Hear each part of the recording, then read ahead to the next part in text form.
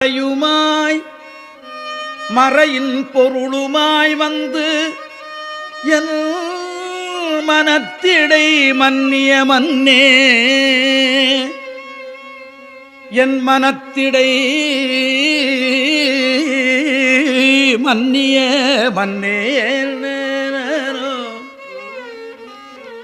சிறை பெறா நீர் போல் சிந்தைவாய்ப்பாயும் திருப்பெருந்துறை உரை சிவனே, சிவனே